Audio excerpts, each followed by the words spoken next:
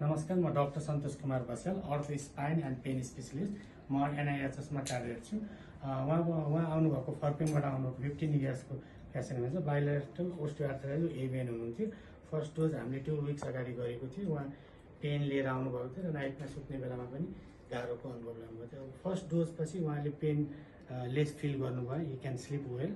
अब हामीले second dose फेरि हामीले प्लान गरेको छौँ। सेकेन्ड डोजको लागि हामीसँग ल्याबबाट सेन्ट्रिफ्युज भएर फाइनल प्रोडक्ट उहाँको चाहिँ 2टा पिआरपी यसरी रेडी भएको छ।